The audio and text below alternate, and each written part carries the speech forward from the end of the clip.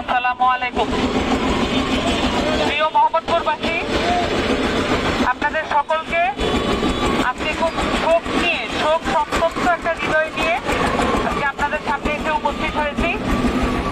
আমি জানি আমি যতটুকু শোক সন্তপ্ত, আপনারা তার চেয়ে কেউ কম বা বেশি নন, বা এটা কোনো অংশেই আপনাদের মনে যে কান্না সেটা কম নয়। কারণ প্রত্যেকের বাসায় বা প্রত্যেকের পরিবারেই কন্যা সন্তান আছে যাদের নিরাপত্তা নিয়ে আপনারা প্রত্যেকেই চিন্তিত, দুশ্চিন্তায় ভুগছেন। আমরা 5ই আগস্টের পরে আমরা একটা নিরাপদ বাংলাদেশ দেখতে চেয়েছিলাম, আমরা একটা বৈষম্যহীন বাংলাদেশ দেখতে চেয়েছিলাম, আমরা এমন একটি বাংলাদেশ দেখতে চেয়েছিলাম যেখানে কোনো অন্যায় বিচারহীনতায় হারিয়ে না যায়। কিন্তু আমরা দেখতে পাচ্ছি 5ই আগস্টের পরেও বিভিন্ন সরকার চেঞ্জ হয়ে যায় কিন্তু পরিস্থিতি একই থেকে যায়। কারণ আমাদের যে বিচার ব্যবস্থা সেটা কোনোভাবেই মানুষের জন্য আর তৈরি নয়। আপনারা জানেন আমাদের আদালতগুলোতে, উচ্চ আদালত এবং নিম্ন আদালত উভয় ক্ষেত্রেই অনেক মামলা ঝুলে আছে এবং এর মধ্যে অসংখ্য মামলা আছে গ্রামে শহরের নানান ধর্ষণের মামলা। এই মামলাগুলো যাতে তড়িৎ গতিতে আগায় এজন্য সুপ্রিম কোর্টের একটি সচিবালয় করা হয়েছিল, যেটা আলাদা, এবং আপনারা এটাও জানেন এই সচিবালয়ে বন্ধ করে দেওয়া হয়েছে।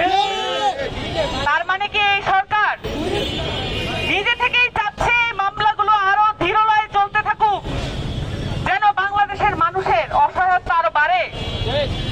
কিন্তু এই বিষয় নিয়ে যখন তাদের কাছে জানতে চাওয়া হয়, বারংবার তারা একটা উত্তর দেন যে এই বিষয়গুলো আবেগের বিষয় নয়।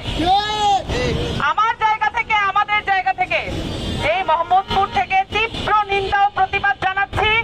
কারণ তিনি বাংলাদেশের মানুষের পরিবারের মধ্যেকার যে নিরাপত্তা সেটা লঙ্ঘিত হওয়ার পরেও আমাদেরকে শিখাচ্ছেন কিভাবে আইন আবেগের বিষয় নয়। কিন্তু আমরা যেটা জানি, আমাদের পরিবারগুলোকে নিরাপত্তা দেওয়ার জন্যই, আমাদের সমাজকে নিরাপত্তা দেওয়ার জন্যই আমরা আইন তৈরি করি। এই আইনকে আমরা আমাদের সামাজিক মূল্যবোধ এবং আবেগের মাধ্যমে আমরা এই আইনগুলোকে মানুষের সামনে উপস্থাপন করি এবং আমরা চাই আমাদের প্রত্যেকটি পরিবার আমাদের আবেগের জায়গাগুলো সুরক্ষিত থাকুক। কিন্তু আমাদের স্বরাষ্ট্রমন্ত্রী পার্লামেন্টে এবং পার্লামেন্টের বাইরে ক্রমাগত বাংলাদেশের মানুষের অসহায়ত্ব এবং নিরাপত্তাহীনতাকে আবেগ বলে হাস্যরসাত্মক করছেন। এটা হাস্যকর বিষয় নয়। যে পরিবারটি একটি সন্তানের মুখ চেয়ে তার দিনাতিপাত করে, ওই পরিবারটি একমাত্র বুঝতে পারে সন্তানের মূল্য কতটুকু। আমাদের এই দেশে শুধুমাত্র ছেলে সন্তান নয়, মেয়ে সন্তানরাও পরিবারের দায়িত্ব নিয়ে থাকে। কিন্তু সেখানে আমরা দেখতে পাচ্ছি এই বাংলাদেশের অর্ধেক জনসংখ্যা নারী হওয়া সত্ত্বেও নিরাপত্তার ব্যাপারে আমরা দেখতে পাচ্ছি অর্ধেক নয়, সেটা তলানিতে গিয়ে ঠেকেছে, সেটা জিরোতে গিয়ে ঠেকেছে। আজকেও ঢাকা বিশ্ববিদ্যালয়ের একজন শিক্ষার্থী প্রার্থনা মজুমদার, তার মাকে গলা কেটে হত্যা করা হয়েছে তার নিজ বাসায়, এবং সেই লাশ আবিষ্কার করেছে তার স্বামী।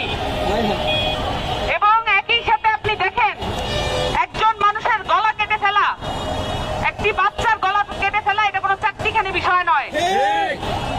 এখানে আমাদের শরীরে যে মেরুদণ্ড আছে সেটা কিন্তু মাথা পর্যন্ত পৌঁছায়। সেই কশেরুকা ভাঙতে হয়, কেটে ফেলতে হয় যদি আপনি একটা মাথা দেহ থেকে বিচ্ছিন্ন করতে চান। কি পরিমাণ সামাজিক অবক্ষয়, নৈতিক অবক্ষয়ের মধ্য দিয়ে আমরা যাচ্ছি, যেখানে আমাদের সমাজে, আমাদের পরিবারের পাশের ফ্ল্যাটে আমরা এই ধরনের সামাজিক অবক্ষয়গ্রস্ত মানুষকে সাথে বসবাস করছি। এগুলোকে ফেলে দেওয়ার মতো বিষয় নয়। জাতীয় নাগরিক পার্টি শুরু থেকে বলে আসছে একটি রাজনৈতিক জনগোষ্ঠী তৈরি করার কথা। সামাজিক মূল্যবোধ সম্পন্ন রাজনৈতিক জনগোষ্ঠী তৈরি করা আমাদের কর্তব্য।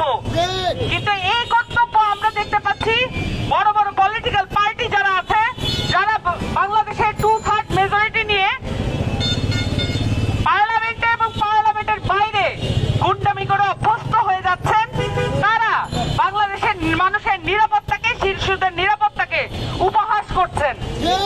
মাইক পেলে উপহাস করা উচিত নয়। মাইক পেলে দায়িত্ব নিয়ে কথা বলতে শিখতে হয়।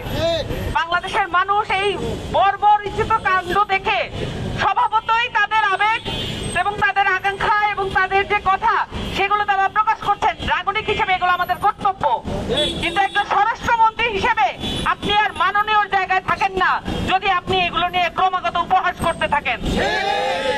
বাংলাদেশের মাটিতে আর একজনও যাতে ধর্ষণ কাণ্ডের পরে, হত্যাকাণ্ডের পরে বিচারিক দুর্বলতায় পিছিয়ে না যায় সেটা নিশ্চিত করতে হবে। কারণ আমরা এও দেখেছি তনু ধর্ষণের পরে তার বিচার এখনো ঝুলে আছে, মাত্র শুরু হয়েছে। এবং আমরা এও দেখেছি মাগুরায় আসিয়ার কথা আপনাদের মনে আছে, এভাবেই সারা দেশ উত্তাল হয়ে উঠেছিল। আসিয়ার যে মৃত্যুর বিচার